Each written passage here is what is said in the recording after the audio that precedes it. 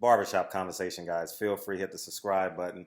So there's been much to do about this Daniel Jacobs missing weight for the IBF. I know there's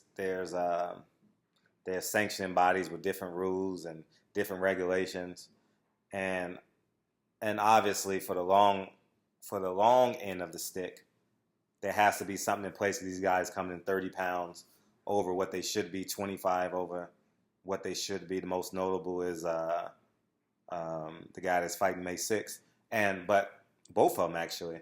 But what's more appealing? Not more appealing, but what needs to be understood? It's called the game within the game. You know what I mean? It's like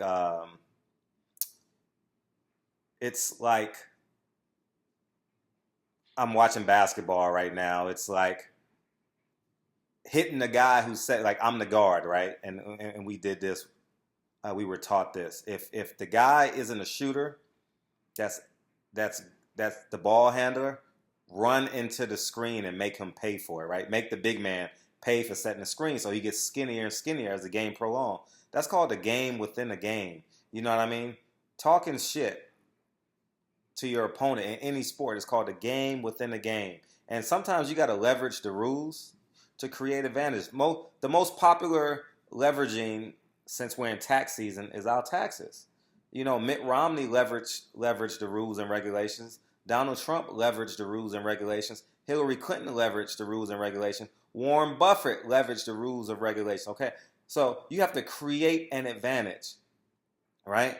And keep in mind, they had a 6 a.m. weigh-in, 9 a.m. on the East Coast, 6 a.m. Cali time, right? So with that being stood, I'm going to see it from both sides of the fence. They knew that Daniel Jacobs was going to come in as a bigger fighter, right? One would imagine because of the 30-day weigh-in. That gives you a lot of intel as to what the fighter is trying to do, right? So Daniel Jacobs probably just started cutting weight maybe 8 days ago from the 15-day weigh-in, right? And so what that entails is that Triple G's camp probably realized he's going to come in a bigger fighter. So let's have an early weigh-in, get this weigh-in out the way so we can start eating the right way, right? And part two, we'll be able to, if we lose this fight, we'll be able to get our IBF strap back. And Daniel Jacobs' perspective is like, perfect, I'll come in early so I can start rebuilding my body the correct way. I will have 36 hours to step into the ring. Maybe 38 hours, I don't know exactly, but let's say a day and a half, right?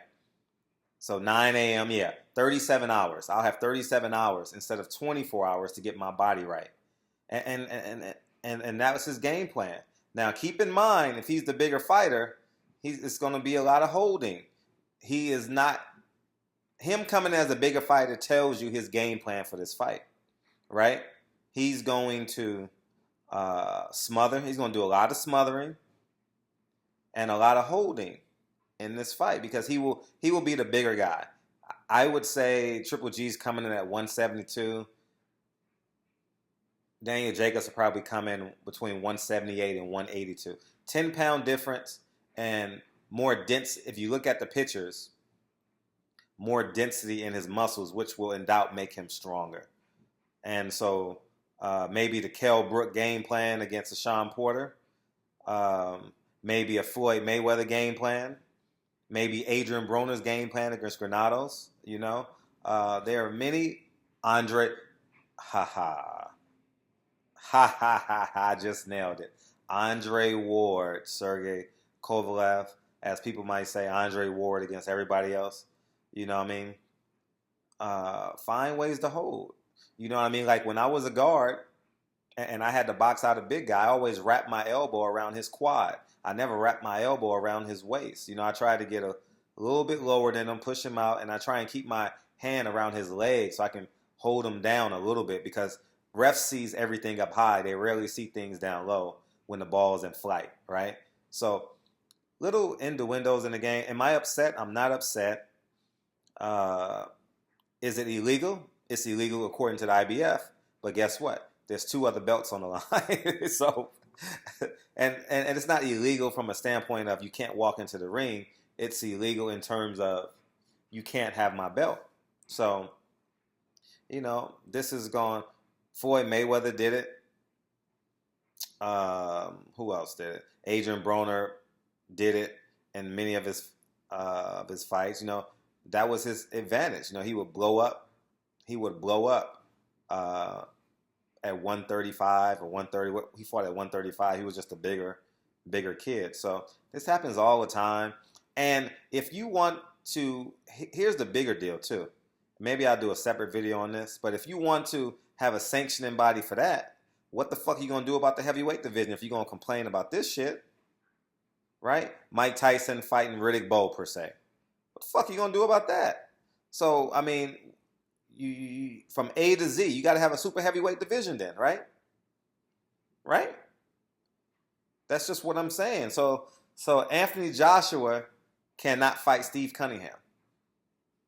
If you want to be real, because there's no making weight. You get your ass in fighting shape.